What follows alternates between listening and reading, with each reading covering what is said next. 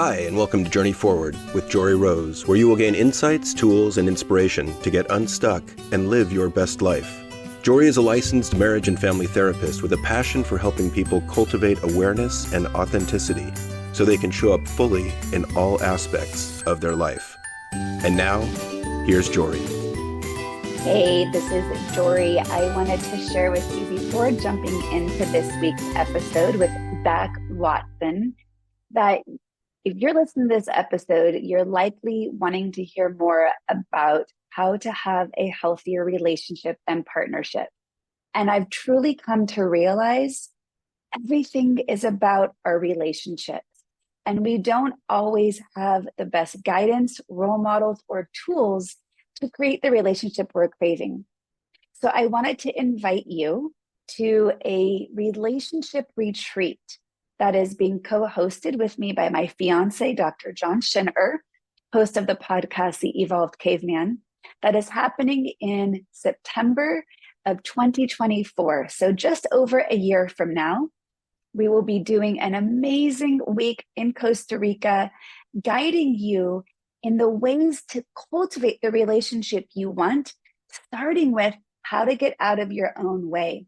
Because oftentimes the very things that prevent us from becoming more vulnerable and authentic and close to others is stuff that we haven't healed.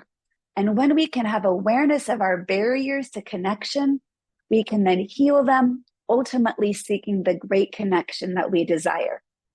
The link to join this retreat is in the show notes. And if you sign up before the end of 2023, you're going to get our early bird discount. So hopefully that if you'd like to join us, we have limited space. You can sign up, get that discount, and be on the path to creating the partnership that you crave and desire. And with that, enjoy this episode with Zach as he gives some really phenomenal tools for you to do just the same. Thanks so much for tuning in.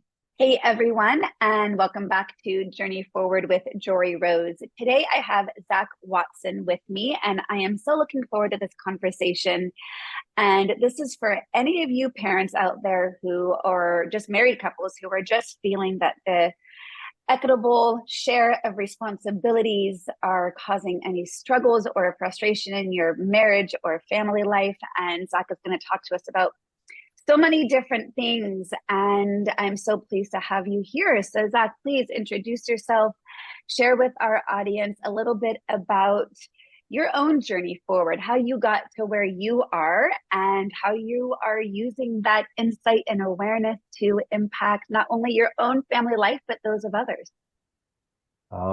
So my name is Zach Watson. You can find me on TikTok or Instagram at Zach ThinkShare. Instagram is real Zach ThinkShare. I would say that if people have heard of me before, they've seen one of my videos on one of those two platforms. I would call myself mostly a content creator and educator, mostly because I've learned to love making videos. And I've realized that I've had some different ways of thinking and talking about things when it comes to marriage and domestic workload, that it wasn't until my paternity leave that I realized was different than other guys.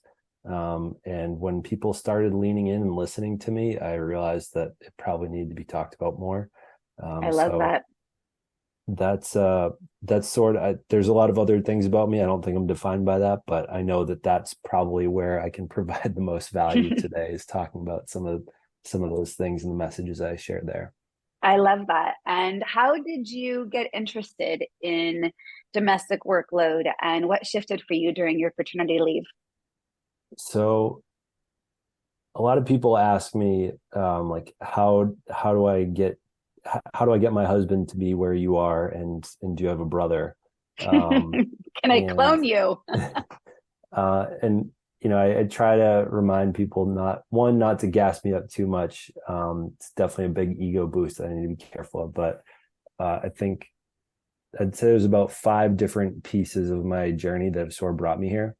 I'll be more succinct with the first couple, but first one, I think my mom was definitely raised me, and she was a feminist. I learned how to do the household chores. I was expected to do those things.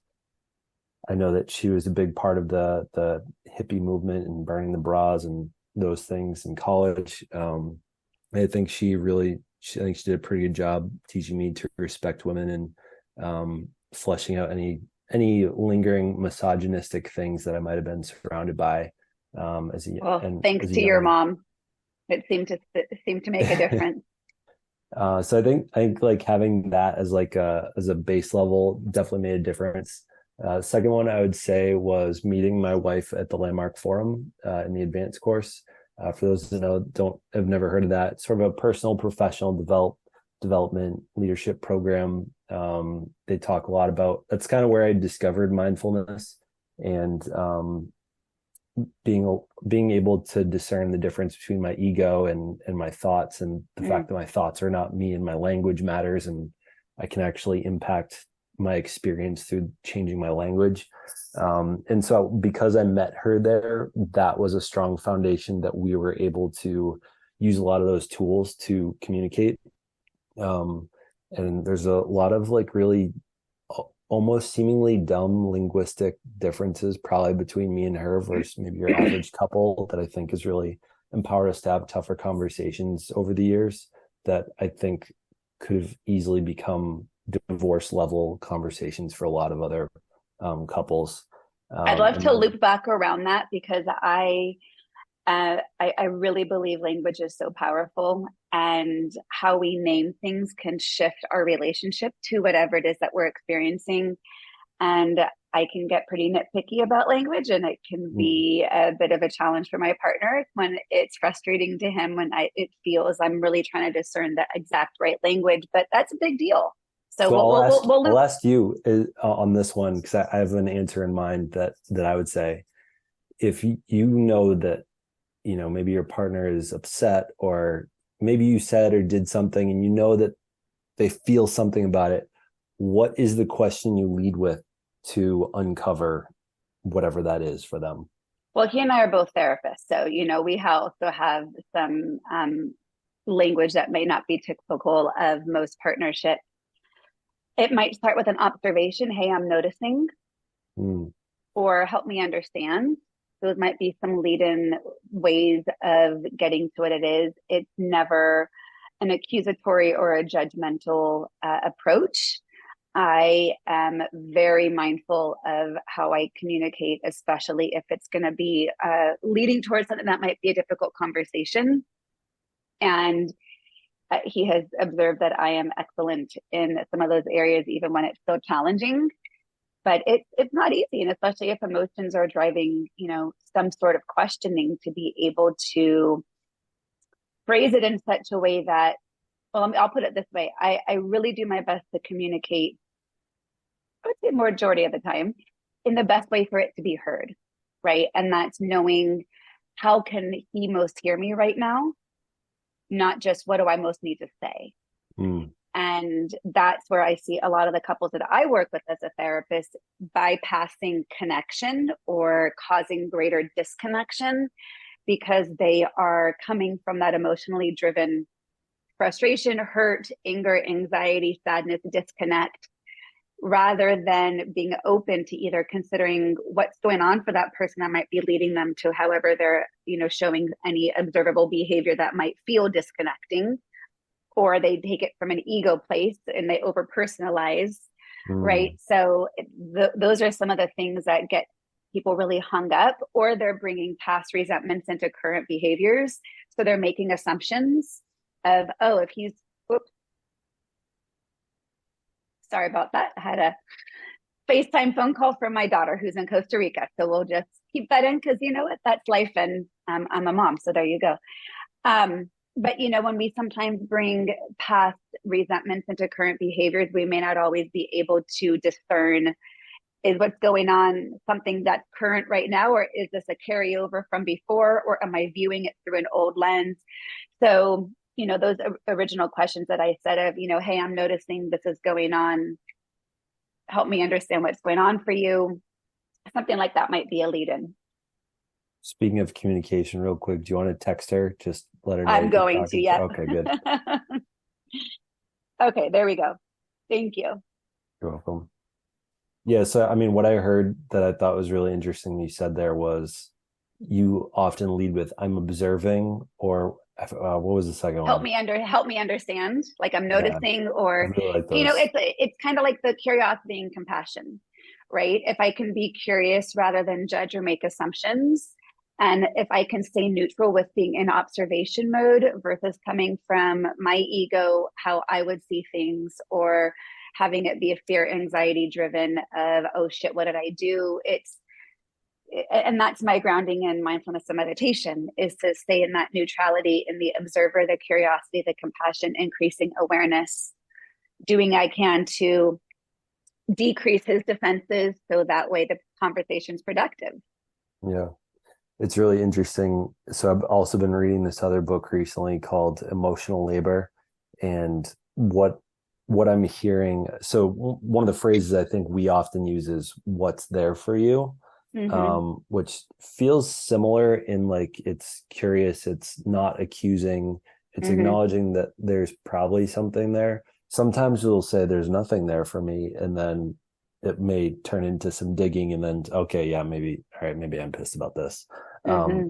But it sounds like one of the things that you do, and I'm sure sometimes he does as well, is you put in the emotional labor into being thoughtful about your questions when he's upset. And I feel like both of us, I've probably heard to a higher degree, but I feel like both of us have gotten good at doing emotional labor when the other person is upset, and being able to phrase something in such a way that will not turn into an explosion. Yeah. Or like if I'm upset the way she's treating me in the moment, and I'm able to put aside my ego and say, okay, I can imagine two or three factors right now that are causing this upset. I need to let that dissipate. I can come back to this in an hour or two and like readdress it. I think both of us are good at having that, putting in that emotional labor to have productive conversations when we know that the other person's a little more triggered. I love that. And I love the phrase emotional labor. It describes it so well. And what I also love what you said is you can come back to it, Hmm. right? Recognizing if the emotions are high and you're operating from that emotional brain, and shutting down your prefrontal cortex is where you're going to have all the access to the tools of the logic, the reason, the rationality. That's a lot of deep wisdom to recognize now's not the time to over focus on the wrong thing. Hmm. And my partner and I will often loop back around to a situation at a later time, and sometimes even again, and say, wow, like what was going on there for us? Like, can we both understand so we can not only gain insight around it, but continue to repair? Because that's the other piece of it, is there's not just the upfront curiosity or compassion, but if there's a disconnect, how do we go about the repair process?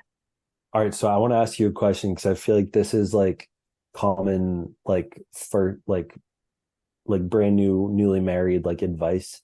And in the beginning of our marriage, we're all about it. The beginning of our relationship. So I mean, we got engaged in the first 90 days we were dating. Oh, wow. Um, and I looking back on it, I think it's terrible advice. I'm curious what you say. Okay. It's really short. Never go to sleep mad at each other.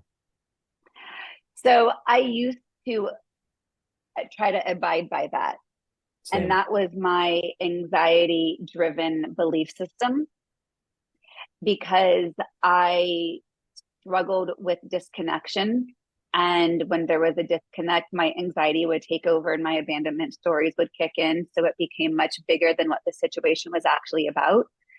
And I tend to be the pursuer in those moments, and he tends to be the one who withdraws. So then we'd get into that dance Mm. in which, if there was a disconnect, he needed space, he needed to be able to have some alone time, regulate, and I would get my regulation through connection, even if it was in conflict.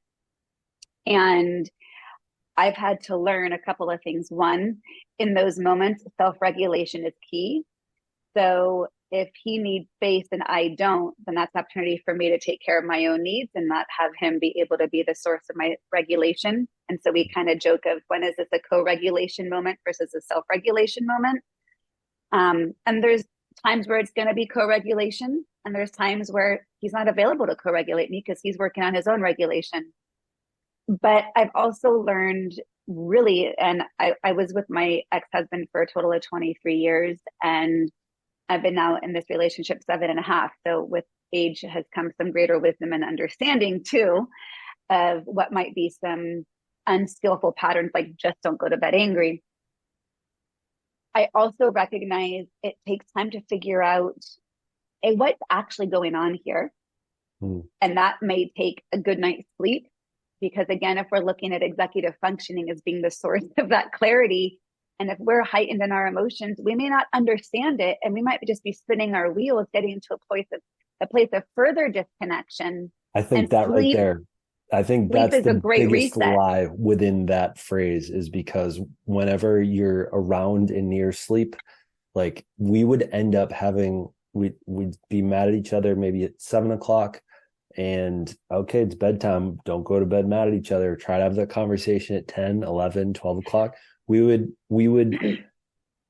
give like this really honest effort and be upset, but like be really committed to finding closure, and we would be up till 3, 4 a.m. Like we'd have these absurd conversations. And I think years later we realized, yeah, we can actually just sleep that one off, and then when we have rest in the morning, be like, hey, sorry for that thing. Yeah, I was upset with you too. Okay, I love you. Hug. Done. Right. And usually it can be that simple, but we perpetuate our own challenges. I also, one thing I want to add to that is I also have gained the wisdom of understanding the importance of anger. It has taken me a long time to appreciate the emotion as necessary, because it had been so long repressed in my family of origin and not accepted. So if there was a disconnect, that felt really jarring to my nervous system. And as I've gotten more comfortable with it and seeing the value of, oh, I can be really angry at you and still be in love with you, so I don't actually have to worry about anything. So it helps me to regulate and understanding the importance of it. The other thing I would say is, and my partner and I, my fiance, we actually went through a breakup for a couple of months and are now back together. So there have been some really difficult challenges in the past few months in which we don't live together, but we definitely were going to bed angry. And one of the things that was helpful, two things, was I'm angry and I still love you. I'm not going anywhere, right? So that reminder of we're still connected. This is a temporary emotion. And also sometimes if it was during the day, just to kind of switch it to that daytime stuff, because sometimes space was still really necessary. And this is backed up by the Gottman's research on how couples can be thriving in relationship and marriage, is if you do need that space, to tell your partner about how long you need. Because sometimes if you have someone who's got an anxious attachment, having someone just go away for an unknown amount of time is going to be super, super dysregulating. But if you're the one who needs the space, to be able to say to your partner, hey, you know what? I'm really angry. I need about an hour and I'll be back. Or I need 3 hours. Or you know what? I need to not talk until 8 o'clock tonight. But to have that kind of expected time frame for the partner who is not really requesting it is really supportive for, again, I'm looking at things about regulation. Because when we're heightened in our dysregulation, it's hard to connect. So we cannot truly connect until we're regulated. The really interesting thing I'm realizing out of this, that I didn't realize what we were doing, but that's something that we've kind of done, not purposefully, knowing the background, like psychology and the attachment behind it, but like there was a pretty significant conversation me and her had maybe 2 months ago, where, you know, so we have a 2-year-old, or almost 2-year-old. The pediatrician said, like, you guys really got to get her off bottles. Like she got to get the sippy cups. And I'm slowly learning that some of the recommendations from the pediatrician are not as important as it feels like they are in the moment when you're sitting there being a novice parent and being like, the pediatrician is saying it, that means it's true. Right. So either way, what that turned into was, so we were going through, one of us was sick or something, And pretty much anytime Everly, our toddler, gets sick, we always end up giving her the bottle in bed along with milk, which again, not great for their teeth. And then it takes maybe a week or two to wean them back onto sippy cups, or it just takes one hard night Right. that sometimes we're unwilling to do. But I think we went to give her like a bottle for nap time, and her parents were over, and I made this like snide comment like, yeah, we need to get back to sippy cups, Alyssa. Why are we doing this? And I think I felt guilty, like looking back on it, I felt guilty from the pediatrician visit and was pushing that upset sort of onto her and did it in front of her parents. And it wasn't until a couple hours later, her parents were gone. She's like, hey, like I really didn't like that you called me out in front of my parents. Like that sucked. I don't remember the words you used, but there were like one or two other things that I did, and I don't know fully where they were coming from, but there were like one or two other small things that I did that just kept adding to the pile of mess that I made over the day. Mm-hmm. And so we were both so Alyssa was proud of herself. So I was taking care of Bath. I took care of Everly, put her to sleep, and came back to Alyssa sitting like on the couch, or sitting on the seat across from the couch, just ready to talk. Rather than going into the Netflix series she had been watching and grabbing a bottle of wine. Right. And she had said like, hey, like I want to talk about this. And she kind of confronted me. She was like, you did X, you did Y, you did Z, these three things, like what's going on? Like there's something there for you. And pretty confrontational, like even like more so than normal. And what I think was really going on was she was probably a little more triggered than normal from what I did. Mm-hmm. And I was like sitting there, like I want to be apologetic, but I just can't get off it. I'm like mild fuming, like my ego just won't let go of it in that moment. So coming back to what you were saying about the time and attachment, as I said, I want to apologize right now. I just can't. Can I please go empty the dishwasher for 5 minutes and clean up the kitchen and then come back out here? Mm-hmm. And like I really asked for her permission more so than telling her that's what was going to happen. And she said, okay. And I came back out, and like, it's really, as you're saying that, it's like you're kind of manifesting, you're creating it for yourself. Okay, I'm going to get one of the landmark languages, like I'm going to get off it. Mm-hmm. And like it took me exactly the time that I had like premeditated in my head, which Yeah. felt kind of magical, that I was able to regulate in the amount of time. Like sometimes, every once in a while when I do that, I'm like, surprised that didn't take longer. I'm surprised that didn't take shorter. Like it takes the exact time that you create out loud with your words. And I came right back in like, hey, I'm sorry. I was able to validate literally kind of verbatim what she'd said, but also listening for the sort of commitment underneath that Mm-hmm. creates the upset. And we ended up having a really both like tough but wonderful conversation, probably for 2 or more hours, Yeah. just rediscovering some of the trauma that she'd gone through in her teen years that we had never talked about. Wow. And like she had talked about how, and she's given me permission before to talk about some of these things, is like, you know, she's gone through abuse from other boyfriends like before me, and her being able to say some of those things out loud for the first time that she recognized she never even told her parents, like Wow. unbelievably healing, I know, for her. Absolutely. Well, So and so much yeah. insight for you to understand where she was coming from. And, I really commend you being able to recognize I need to go do something else and come back to this. And it's also, I think, helpful what you did with a task, because it probably kept your mind focused on the task versus ruminating on the issue. Yeah, and I think also early in our marriage, when I had just generally less domestic labor to do all the friggin' time, it would usually turn into journaling.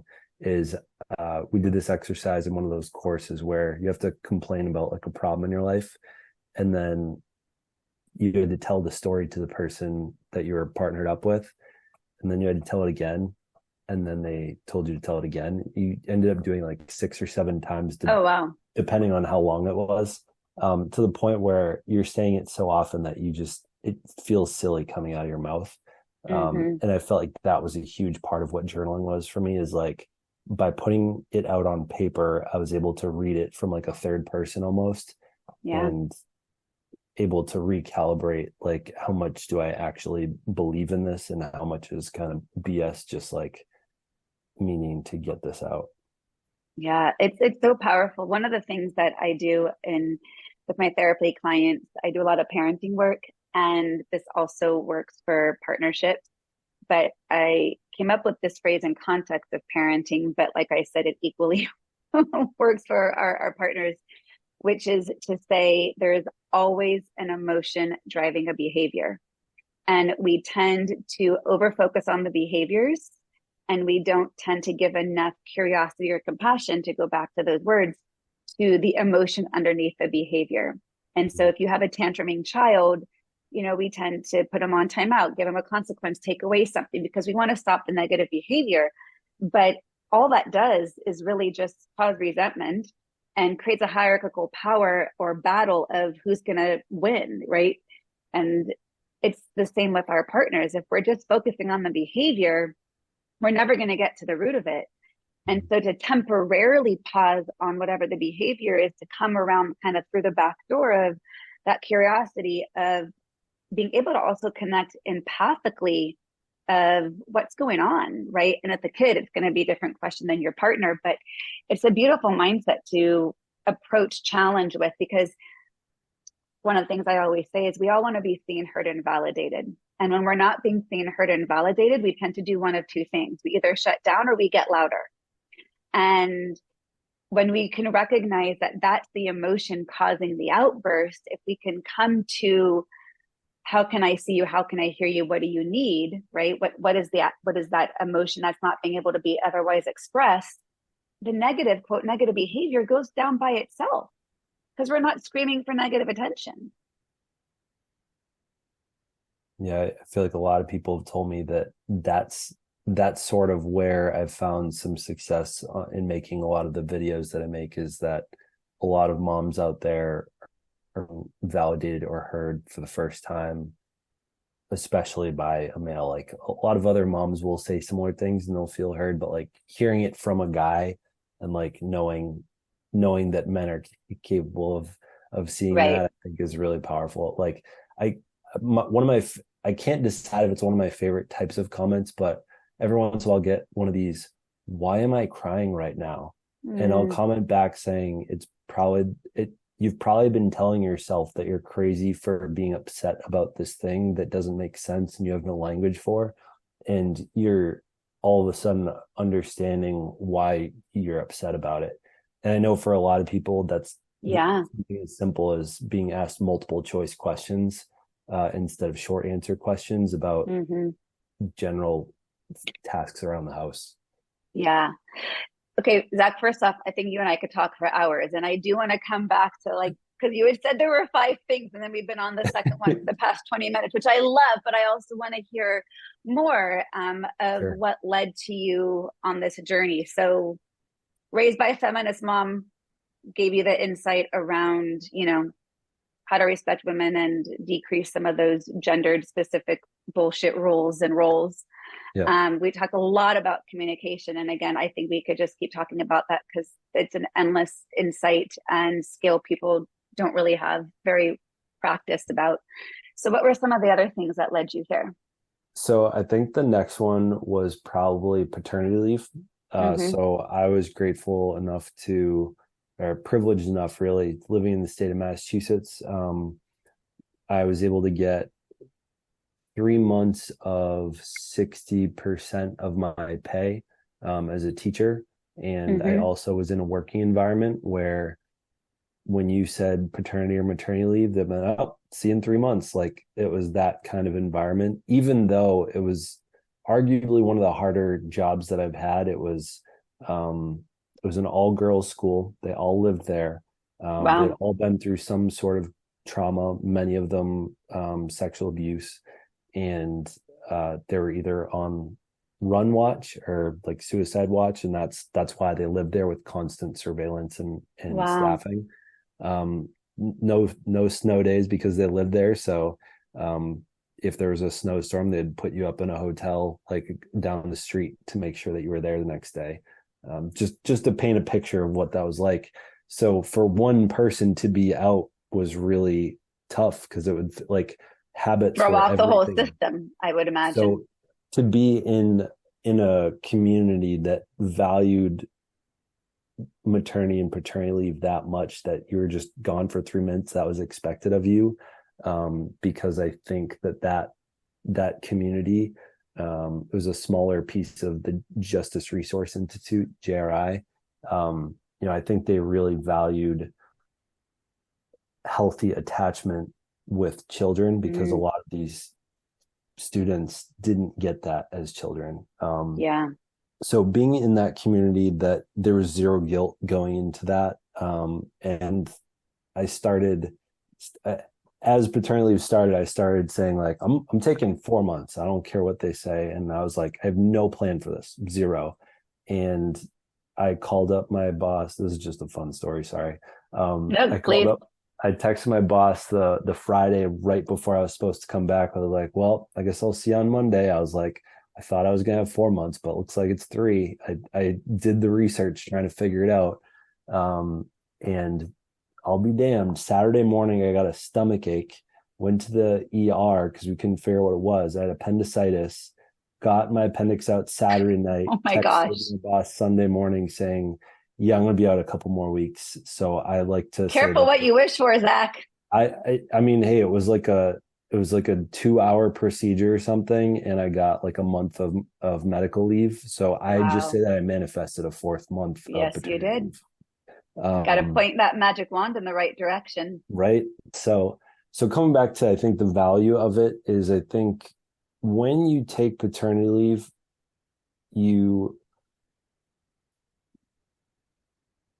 I think when Alyssa was pregnant, I generally understood conceptually and logically that I was about to be a father, and that our dynamic was going to change, and the equivalence or the equity between the two of us within the household was going to change. But I don't think you really have a great distinction for that until you're in the throes of it. And There's I think, nothing that can fully prepare you. Yeah. yeah. And I think, something I've both caught flack for, but at the same time, a lot of people have been really impressed by. I did a couple really weird things that some people are like really pissed at me for, but also some people love me for. So I stayed sober with Alyssa during the pregnancy. Again, coming back to my mom, she calls me up when she found out Alyssa's pregnant. She's like, "You're going to be pregnant with her, right?" And I was like, "Yeah, duh. Like, what else would I be doing?" And most people wouldn't know what that means, but I think me and my mom were on the same wavelength that like I was going to not drink along with her. Mm-hmm. It was just an expectation, not a conversation. That one, people like get it, but a lot of people, I've said many times, like, I want to live in a world where the cultural norm is that you see a guy at the bar grabbing a drink and his wife's pregnant, and everyone looks at you funny, like, wait, why are you drinking right now? Your wife's pregnant. Yeah. That's strange. Like, that's the world I want to live in. Much more so as a benchmark and like a correlation with what kind of world we might live in if that were the case. The second thing I did was I wore a weighted vest for about 3 or 4 months towards the end of her pregnancy under a sweatshirt in the summer. So while I was teaching, I was wearing that. And a huge part of it was I had a couple of these sort of days where I would be in my prep period and I would get a text from Melissa that she'd bought something else on Amazon. And then I would have this epiphany like, oh shit, like I'm going to be a father. Wait, can I swear here? Of course, please. I would have these like little moments like, wow, I forgot about this. Like that's crazy that I could forget about something so important in my life. And part of the reason, similar to like I wear a knee brace for my knee surgery, but the reason the knee brace doesn't do anything. What it does is when you're in midair playing basketball and your knee starts moving in a direction it's not supposed to, it gives the rest of the skin around your knee awareness of where your knee is. Mm-hmm. So it doesn't keep anything together. If it twists wrong, it twists wrong. Like the brace isn't doing anything, but it's to give your body awareness of it. And so similarly, I wore the weight vest and created purposeful discomfort for myself as a consistent reminder to try to better empathize with what she was going through. And what people didn't like about that, and a couple are women, couple are men, they just feel like it's method acting, and that it's not really appreciating what she's going through, but it's pretending that you are so that you can say you are, but you're not really. But I would like that would be different for each person, right? I mean, some people might go through the motions, check the box and say, look what I did, but not actually get the emotional connection from it. It's not like that wasn't your intention nor your experience. Yeah, that's a good point. I don't think anyone's ever responded to it like that. So I thank you for that distinction. Yeah, you're welcome. Because I really do think that it helped me ease my way into being a father. Is it helped me create some of that emotional labor that that a lot of guys are not going through. Like I went to a bachelor party and didn't drink the whole time, and I wore a little weight. I wore a fanny pack with a 10-pound weight in it. Wow. So it was just a constant reminder of what's going on at home while I was at the bachelor party. I commend that so much, because it can be so easy to do that when you're home in front of your wife, but when you're out, when she might not know the difference, it'd be easy for some people to be like, well, this is a little break, I don't have to do that. But women don't get a break to not feel the weight of that pregnancy or the implications of the health. And what gave you that idea? Because I've never heard of a husband doing that. I think it's amazing. I don't remember where I'd see. I don't think. Well, now people are going to be quoting you. They're going to say, Zach Watson does. Yeah, I mean, I know that there's the empathy vest, which I've tried reaching out to them for a brand deal, because I think that those belong at every single baby shower in the world. So we went to one of those birthing classes where you can put it on and you can experience at least a good amount of the physical weights of it. And I was like, put it on me. But the instructor was much more interested in putting on someone that they didn't think was currently appreciating what their wife was going through. I feel like I got it from somewhere. It wasn't the birthing class, because I know that we took the birthing class after, but it probably came somewhere from the alcohol thing. Like I also didn't take ibuprofen. I didn't.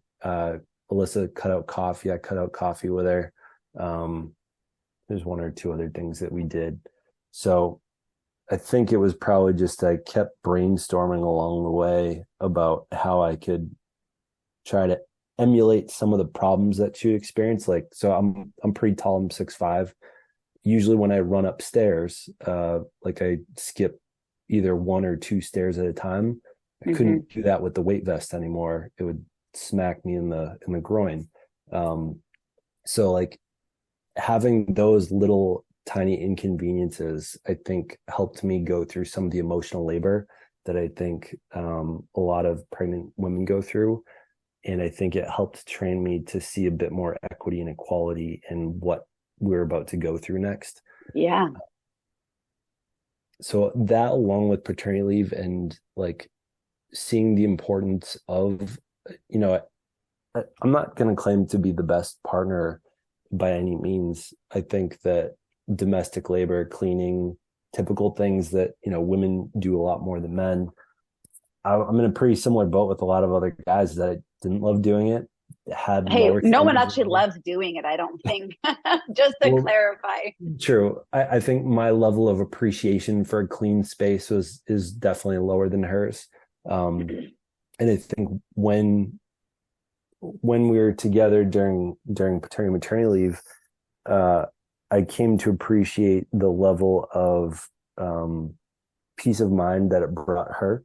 Like everything could be a mess, but if the kitchen counter is clean, we're okay. And so really trying to take that upon myself a bit more. And I didn't learn immediately. It took a couple of Yeah. weeks to really realize I need to double lean into domestic workload for because realizing how much effort it took for her. We had a really tough experience with breastfeeding. She really wanted to do that. Her body did not want to cooperate. Also, our little toddler did not take to a bassinet or crib. She would only fall asleep in our arms or on our chest or in our lap. So, coming to, I think, point number 4 of the things that have made me who I am, I started making TikTok videos at the beginning of 2021 because I said 2020 it was just a huge missed opportunity. I had my students were going viral on there. I was like, damn, I'm missing out. I've been making videos for years, but haven't taken TikTok seriously. So August 2021, when she was born, I started talking about, all the other stuff. It was a lot of personal development stuff. And so I started talking more about my experience as a father, going through the motions of these things. And this one video I made, it was me trying to soothe her. She's over my shoulder crying. Looking back at it, it was definitely sort of clickbait. But I think the story that I told in that 54-second video was pretty potent for a lot of people. I said that the problem here, the thing that hurts me is not hearing my baby cry in my ear. It's knowing that Alyssa wants to breastfeed, and she's come to expect me to wake her up after she's just fallen asleep 45 minutes ago, to wake back up and pump again to feed her again. That breaks my heart way more than this little one crying in my ear. Yeah. I was just saying thank you to all the moms and how much dedication, effort it takes to do what you do. And so it was interesting that a lot of people, I had said that my shift was 7 p.m. to 3 a.m. And so a bunch of people thought that I wasn't feeding the baby from 7 p.m. to 3 a.m. But I think also just the baby crying was a pretty triggering sound for a lot of them. So yeah, it was a perfect storm of confusion and misogyny that people didn't capable of having a 7 to 3 a.m. shift. But yeah, so the fourth point is that as I started making these videos, I started gaining a lot of attention from a lot of moms out there. And I started having this, for lack of a better term, like a system of accountability for making sure that I was growing and that I was consistently sharing my breakdowns and the breakthrough. You can't just have a breakdown and say this is life. Because I think what I've been committed to as a content creator is to teach, to provide value for people, and realizing pretty quickly that I seemed to be not quite a thought leader, but like someone that apparently thought differently, that there were just not guys out there doing this, taking multiple months of paternity leave and saying things like this and doing things like this. I didn't know that wasn't a thing until people started telling me that. So that fourth one is just having a couple 100,000 moms holding me accountable to being a good dude. Now you don't just have, your own mom and your wife. Yeah. That'll be a good way to keep you in check. Yeah. So and I have to say, Zach, that in and of itself is great.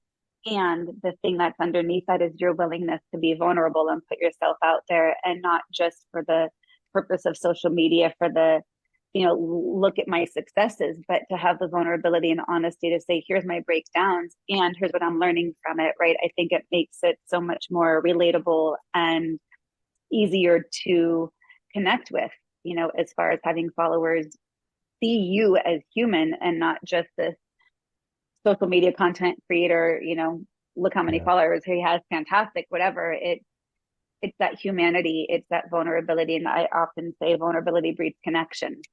Mm. As a therapist, my clients know a lot about me because I break down that wall, not to gratuitously take up their time about myself during their hour, but to say, hey, I can totally relate. Here's when I was going through something similar. While you are unique, our emotions are universal, right? And so here's what it looks like when I put the same tool I'm teaching you into practice. This is what it looks and sounds and feels like. And that's a vulnerable act.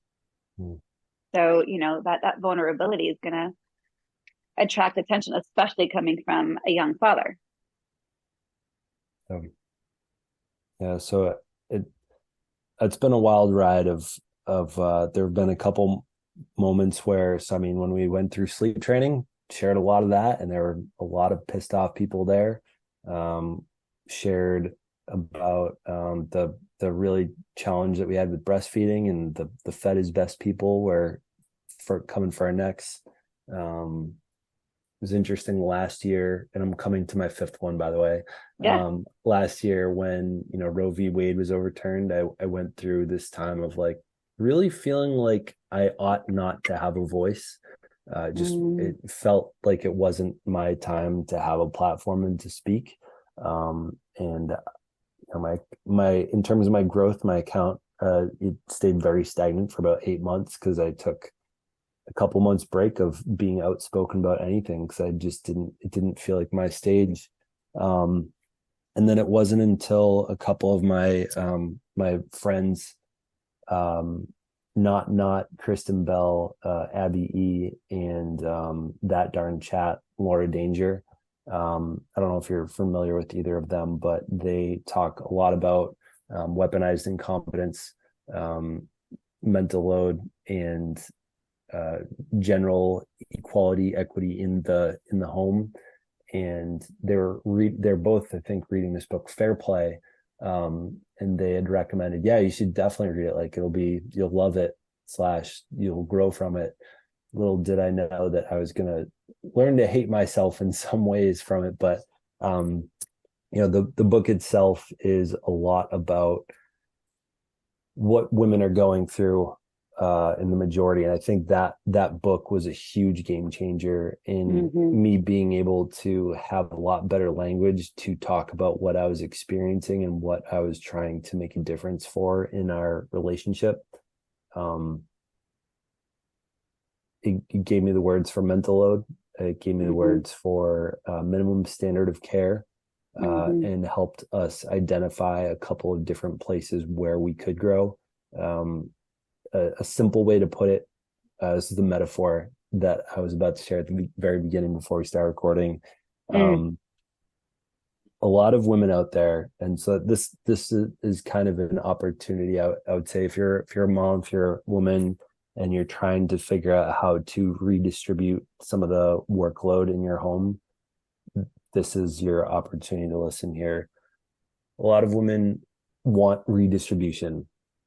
Seems to be a pretty, like a 99% of women type thing. And part of the problem is when you say to the guy, like, hey, like, I want you to do more chores, I want you to do more stuff. As shitty as it sounds, like there's nothing in that for them. Yes, you being happy is ideally better for them, but it's hard to pitch that. Like, I'm a salesperson right now. That's a hard pitch. And I sell software. So I want to take this metaphor and think about redistributing the workload is similar to creating a budget in your home. What would you say if you heard about a couple is like, okay, we're taking budgeting seriously. What else is probably going in their life that they start doing that, would you say? If they were taking a budget seriously, they're probably trying to create greater success, greater wealth, greater assets, greater ease, greater comfort, greater opportunity, greater savings. If you were to, yeah, I'm gonna hit on that last one. I'm gonna be like really specific. I would say those are generically accurate. I Yeah, would say a really specific one is like they're probably budgeting for something. right. They Um, want something. yeah. And whatever that goal is, I think really easy one for people to grasp is they want to buy a new car, they want to buy a new house, they want to move to somewhere more expensive, Big vacation. a big vacation. Um, they have a goal in mind that budgeting makes sense. Because if you don't have goals, like budgeting is just like we don't. Then it If you feels haven't, restrictive. yeah, yeah. And so I think budgeting is a super not sexy thing to do if you, and especially if you don't have goals. There's almost no good reason to do it. Right. It's just a waste of time. I would say similarly that the redistribution or the implementing of the fair play method is like budgeting. It's super unsexy. It's hard to see the value in it. And the goal, the buying of the house, the car, whatever, is going to typically for a lot of women be choosing to spend time doing something else. And what that's outlined in the Fair Play book is called Unicorn Space. And she created a second book called Finding Your Unicorn Space. So for me, I would say that is creating content and making videos. For my Mm-hmm. wife, that's been horseback riding, gardening, and we moved a couple months ago. You could argue we live on a farm, but we have a barn in the back and we have 3 goats.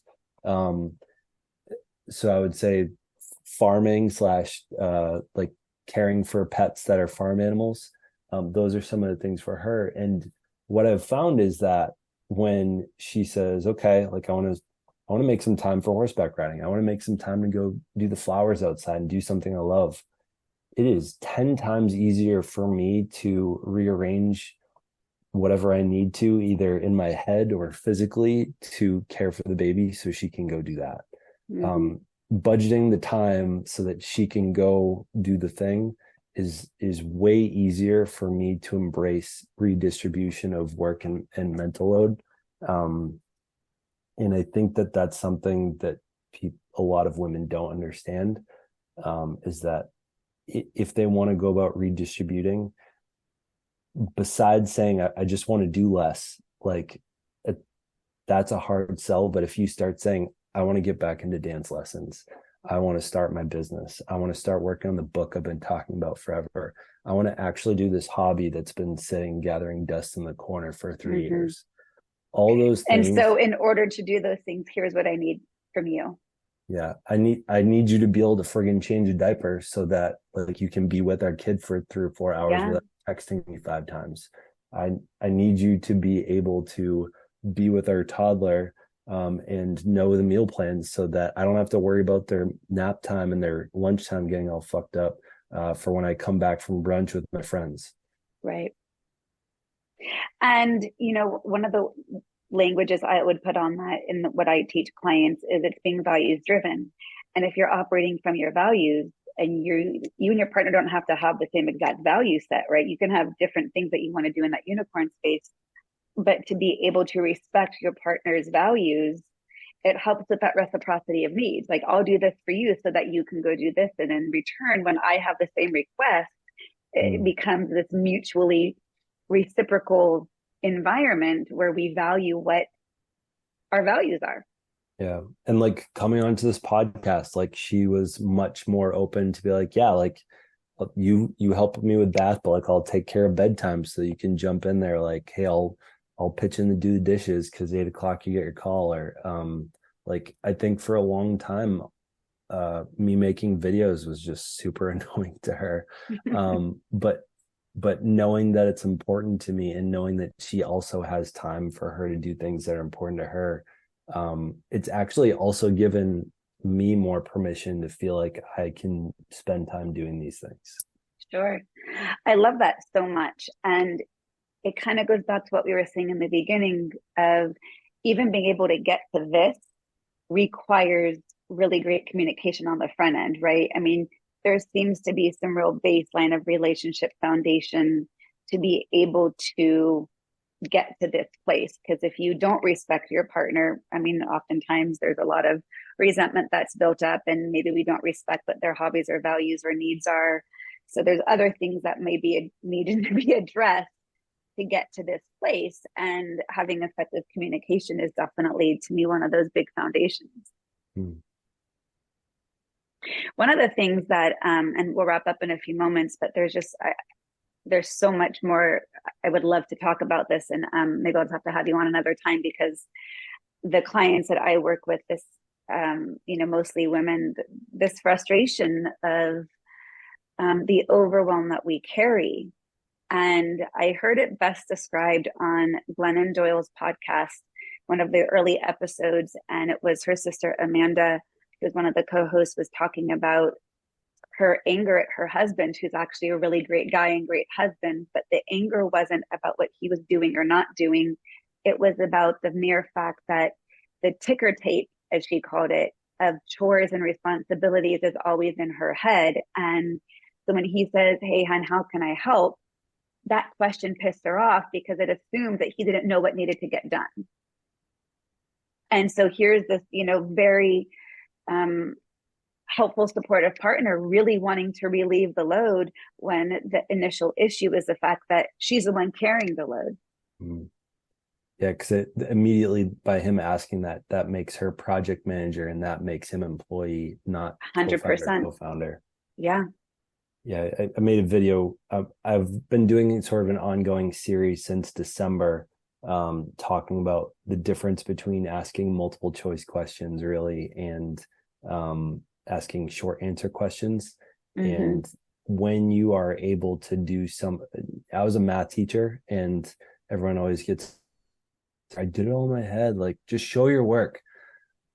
That skill of showing your work on a math test gives the teacher the opportunity to see what's going on inside your brain.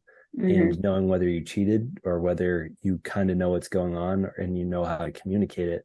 It's really similar, honestly, to when I did a skit recently. I think it's almost at 2 million views right now, where someone said, like, someone said in a comment, like, I don't understand, like genuinely, like, what's wrong with saying, what can I do to help? And so I gave an example of, so most of my videos start with, examples of where men are adding extra mental load for women, generic, how do I help edition. And so it starts with, hey, I just got home from work. I'm tired. What can I do to help? And then the other option is, hey, I just got home for here. I want to help out. I'm seeing that Everly's in the other room, and I see that you're cooking. I'm guessing she's going to probably be on your leg in the next 3 minutes. Would you like me to take her outside along with the dog so that you can cook in peace? Would you like to leave and just hang out by the pool and I'll manage all this mess? Or would you like to just hang out with her and I'll cook? And I think that multiple choice type question,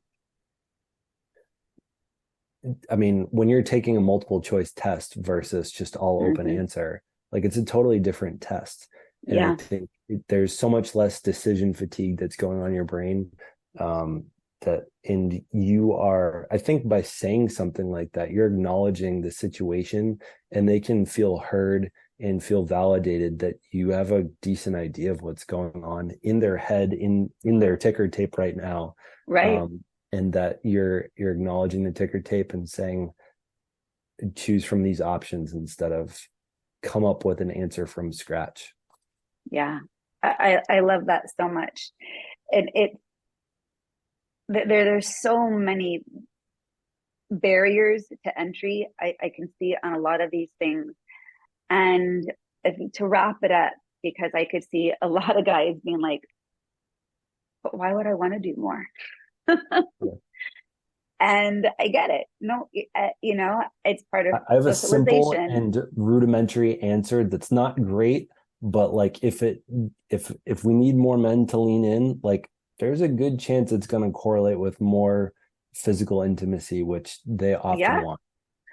And I love that you said that, because I will often, when working with couples, I will go right to that. Do you think she'd be more likely to have sex more often if she got more help around the house? Yeah.